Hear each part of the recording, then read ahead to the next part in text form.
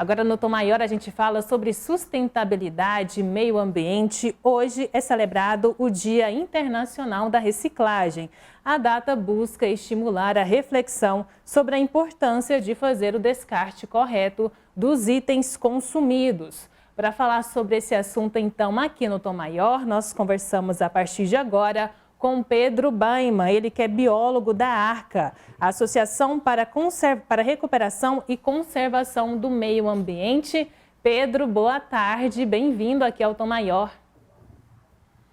Boa tarde, Jéssica. Boa tarde, telespectadores. Muito obrigado. Pedro, então hoje é o Dia Internacional da Reciclagem. Queria que você falasse para a gente qual que é, então, a situação atual quando se fala em reciclagem aqui no Brasil, também o cenário local em Goiás. Jéssica, desde a Política Nacional de Resíduos Sólidos, que foi sancionada em 2010, a gente avançou significativamente, mas a gente ainda precisa melhorar bastante na destinação dos resíduos, na segregação, a coleta seletiva, né, e a destinação adequada desses materiais. Em Goiânia, a gente já faz coleta seletiva há mais de 10 anos, em 100% dos bairros da capital. Nós temos duas coletas separadas exatamente para estimular essa coleta seletiva, essa separação do rejeito, que é o material que não tem como ser reciclado e vai para o aterro sanitário, e a coleta separada com o caminhão da coleta seletiva, que leva todo o material recolhido na cidade para as cooperativas de material reciclável ligada à Prefeitura de Goiânia. Pedro, e qual a sua avaliação? Como você vê a reciclagem no Brasil? Quais ainda são os principais obstáculos que entravam a difusão da reciclagem pelo país? Olha, a maior dificuldade que nós temos ainda, sem dúvida, é a educação, porque para uma eficiente coleta seletiva, para melhor reaproveitamento dos resíduos, é fundamental a segregação desse material na origem. Isso é, nas nossas casas, no comércio, na indústria. E o que a gente vê no Brasil, a média de separação do material não passa de 6, 7% nas melhores capitais, como Goiânia, que já faz coleta seletiva há muitos anos, em todos os bairros. Então, eu acredito que uma das grandes dificuldades é a segregação na origem. Na sequência, agendas políticas, políticas públicas que incluam, valorizem o catador de material reciclável, que ainda em muitas capitais não é remunerado pelo serviço que ele presta, ele fica apenas com o lucro do material que ele comercializa. Então, assim, é muito importante a valorização desses profissionais que fazem essa coleta e a segregação. No outro ponto, há necessidade urgente do Brasil em investir em disposição adequada de resíduos. A gente ainda tem poucos aterros sanitários, a grande maioria da destinação dos resíduos no Brasil ainda é para o lixão, que é a destinação a céu aberto. A gente precisa muito de indústrias de transformação que transformem esse material reciclável em outros produtos ou que retornem ele para a linha produtiva novamente, para que ele seja reutilizado em outros materiais. Então, a gente está falando desde o reconhecimento fundamental dos catadores até uma agenda política, políticas de estímulos e incentivo para a instalação desses centros de transformação de resíduos recicláveis, de resíduos de maneira geral. Pedro, você mencionou sobre as indústrias, né? Então, as empresas, elas têm um papel fundamental nesse processo de reciclagem, né? Sim, ela tem um papel fundamental, desde a criação dos seus produtos. Hoje, a logística reversa, que é o movimento contrário da fábrica, o produto é feito na fábrica e vai para o consumidor, é a logística direta. A logística reversa é o contrário. Depois que o produto foi utilizado, depois do pós-consumo, ele precisa retornar ou para a indústria ou para uma central de transformação. E esse movimento de retorno desse material pós-consumo estimula as indústrias a pensarem em designs e produtos cada vez mais reaproveitáveis, de materiais que são biodegradáveis. Cada vez mais se estimula que a indústria tenha produtos que tenham menos embalagens possíveis e as que ainda assim tenham forma de serem reutilizadas, recicladas ou utilizadas de uma outra forma para um outro fim. Pedro, você mencionou também... Pode concluir. Desculpa, além disso, além disso, eu esqueci de mencionar que a indústria ela é a principal responsável pela logística reversa. A Política Nacional de Resíduos Sólidos ela define que a obrigatoriedade da destinação desses resíduos são dos fornecedores, fabricantes e importadores. Então, a indústria ela é fundamental de ponta a ponta nesse processo. Tá certo. Pedro, você havia mencionado sobre a importância, né, dos catadores, das cooperativas de reciclagem. Elas também são essenciais nesse processo de reciclagem. Mas e a população? Como ela pode contribuir para a separação desses itens?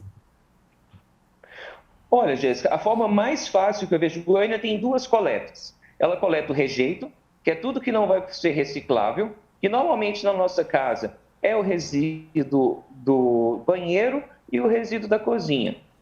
E a coleta do material reciclável. Então, na minha opinião, a forma mais fácil de se fazer é ter duas lixeiras em casa. Uma lixeira pequena, onde a gente deixa em cima da pia, que vai ficar os resíduos orgânicos, normalmente gerados só na hora do almoço e na hora da janta, e uma lixeira maior, onde eu destino todo o material reciclável para ela. Pedro, preciso separar o vidro da lata, do papelão? Não precisa necessariamente. Esse é o papel das cooperativas de material reciclável. Quando a gente coloca o resíduo reciclável separado do rejeito, o caminhão da coleta seletiva recolhe aquilo e as cooperativas vão fazer a segregação correta, porque até mesmo os plásticos, existem vários tipos diferentes que são segregados de forma diferente, porque vão para processos industriais diferentes. Então, o que a população pode fazer? É educar as pessoas que não estão fazendo ainda a coleta seletiva e adotar, no mínimo, duas lixeiras, uma para rejeito e uma para material reciclável, que inclui tudo aquilo que pode ser reciclável. Pedro, falando agora sobre a manutenção da saúde das pessoas e também do planeta, né? Quais são os principais benefícios da reciclagem para as pessoas, para a saúde, para o planeta, o meio ambiente em si? Bom, a gente já percebeu que o modo de produção linear, onde eu estou sempre retirando matéria-prima da natureza, transformando em produtos, depois de comercializados, sendo jogados nos lixões a céu aberto, esse modelo já não funciona mais. Ele é incompatível com os recursos limitados do planeta.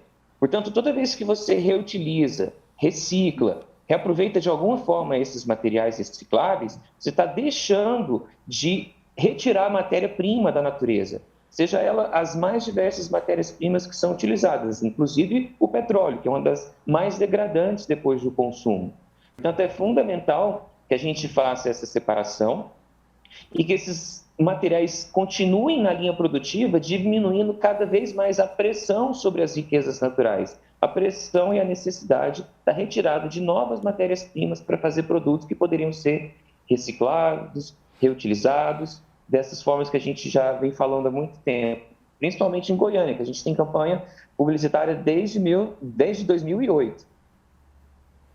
Pedro Biama, ele que é biólogo da ARCA, Associação para a Recuperação e Conservação do Meio Ambiente, Pedro Biama. Pedro, falando agora sobre o perfil dos resíduos aqui no Brasil, o que a gente pode falar sobre essa questão?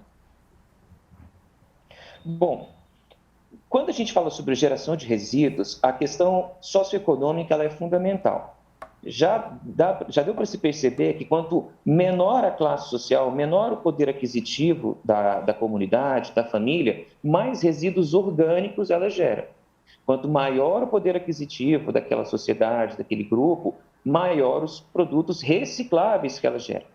Então, por exemplo, nesse momento de pandemia, nós estamos com uma redução significativa do material reciclável que está chegando nas cooperativas, por dois motivos principais. O primeiro, por isso que eu falei, com a queda da renda, da receita, da renda econômica das famílias, os materiais recicláveis, as comidas em caixas de isopor, em caixas de papelão, em embalagens plásticas, ficaram reduzidas a aquisição desses produtos e sobressaíram os alimentos orgânicos, produtos comprados em feiras ou produzidos no próprio quintal. E uma outra coisa que influenciou na diminuição da geração desses resíduos nesse momento de pandemia é exatamente a interferência que teve no fornecimento de vários insumos pela indústria durante os momentos de lockdown. Então, o papelão teve dificuldade de ser enviado da indústria para as outras fábricas, plástico, todos esses materiais tiveram uma diminuição significativa, portanto, diminuiu.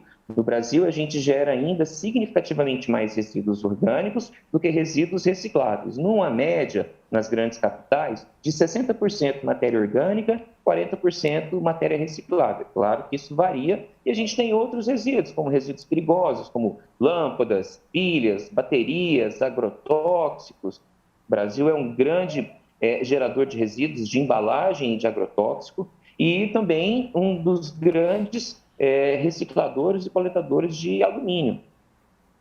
Pedro, então teve impacto, né, a pandemia para a reciclagem aqui no Brasil? Teve impacto, sim, Jéssica, e lança luz a um dos temas que a gente vem discutindo há mais de 10 anos, a necessidade das prefeituras remunerarem os catadores de materiais recicláveis ligados aos programas de coleta seletiva das cidades. Atualmente, no caso de Goiânia, eles ficam apenas com o que eles conseguem fazer vendendo esse material, que num momento como esse de vulnerabilidade diminui significativamente. Portanto, esse momento ele lança luz a esse debate e chama a municipalidade para encarar o desafio de remunerar esses catadores, além de destinar para eles esses materiais que eles vão comercializar.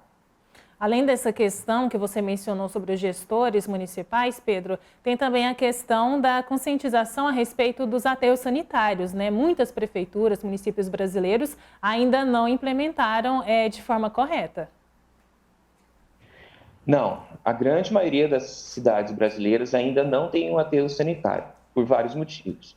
O aterro sanitário é um equipamento de engenharia relativamente caro e de manutenção diária. Cidades pequenas, com uma pequena geração de resíduos, ela tem uma grande dificuldade de manter aterros sanitários funcionando. Por isso, a Política Nacional de Resíduos estimula os consórcios municipais para que cidades pequenas e médias consigam se unir e ter um aterro sanitário que consiga trabalhar para todas, receber esse material num volume considerável para que ele pague a sua manutenção, para que ele seja sustentável.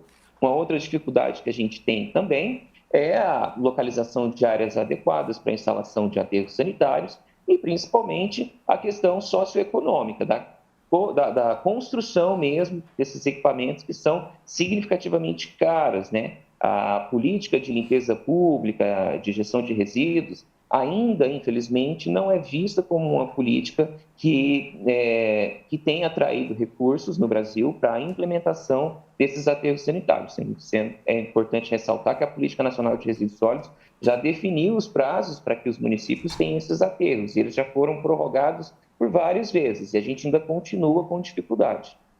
Por quê, Pedro? Qual é a justificativa? Porque você acabou de falar, os prazos foram prorrogados diversas vezes e mesmo assim os gestores não implementam o aterro sanitário como é determinado ali pela lei. Então, aquilo que eu falei, primeiro é um equipamento caro, que demanda recursos e uma expertise muito grande. Nem todas as cidades têm secretarias de meio ambiente, muito menos departamentos de manejo de resíduos sólidos. Portanto, falta uma equipe técnica nas menores cidades que consigam elaborar projetos, executar esses projetos e dar continuidade desses aterros. A gente ainda também sente falta de estímulos do governo federal para que financie essas obras, para que destine recursos para as capitais poderem fazer e também, por fim, uma ausência de agenda política. É muito comum na política brasileira já há anos se privilegiar obras e políticas que dão mais visibilidade. O resíduo, o afastamento do resíduo, como a gente historicamente vem fazendo, por enquanto, tem sido suficiente para a maioria dos gestores públicos que não se sentem pressionados e que não veem nessa agenda um motivo importante para os eleitores e para a sociedade. Mas essa história está mudando. Já é muito difícil você convencer as pessoas de continuar jogando material em lixão em céu aberto. Pedro, e diante disso tudo que você acabou de nos falar, o que precisa ser feito então para melhorar esse processo de reciclagem no país? Bom, vamos começar da ponta a ponta, né? Primeiro é preciso esses equipamentos, aterros sanitários, centrais de transformação de resíduos, que é onde o resíduo vai chegar. Segundo, é muito importante implementar a logística reversa, com pontos de descarte desses materiais recicláveis mais próximos da população, além da coleta do caminhão de coleta seletiva e, no caso de Goiânia, do catatreco, que pega grandes volumes, como móveis e etc. É importante que, no processo de licenciamento ambiental das atividades meios, os varejistas, seja cobrado que eles informem os consumidores da necessidade da logística reversa, da proibição de jogar determinados resíduos no lixo comum e que eles disponibilizem para os seus consumidores esses pontos de entrega voluntária. Por fim, é importante que a indústria assuma a sua responsabilidade em absorver esses materiais novamente na linha produtiva ou destinar para uma disposição final adequada. E, por fim, como eu já ressaltei, é muito importante uma agenda política. É muito importante que os gestores estejam realmente engajados na solução desses problemas, que conversem com todos esses atores, que implementem publicidades, propagandas, educação ambiental de forma continuada, ela não pode ser intermitente, ela tem que ser continuada e que principalmente valorize e equipe melhor as cooperativas de material reciclado. Pedro, para finalizar então aqui o nosso bate-papo, hoje é o Dia Internacional da Reciclagem. A ARCA, Associação para a Recuperação e Conservação do Meio Ambiente, também preparou alguma ação para esse dia? Olha, a gente tem várias ações. Nesse momento, a gente está mais dedicado ao plano diretor de Goiânia, que é um assunto que está aí prestes a ser votado e que influencia toda a dinâmica da cidade, inclusive na questão dos resíduos sólidos. Mas vão haver conscientizações, vão haver reuniões virtuais para se falar sobre esse assunto hoje, mas o foco da nossa associação nesse momento é o plano diretor de Goiânia, que é um tema que deve ser discutido pelas SAGs, viu, Jéssica? A gente tem que colocar isso na pauta. Com certeza, Pedro. Já vamos aqui deixar agendado, programar aí para uma próxima conversa. Pedro Baiman, biólogo da Associação para a Recuperação e Conservação do Meio Ambiente, muito obrigada pela sua participação aqui no Tom Maior. Seja sempre bem-vindo. Eu que agradeço. Façam a coleta seletiva, gente. Um abraço. Tá aí a participação do Pedro Baiman, biólogo da Associação para a Recuperação e Conservação do Meio Ambiente. Daqui a pouco no nosso portal, no sagresonline.com.br, você pode conferir a íntegra dessa entrevista.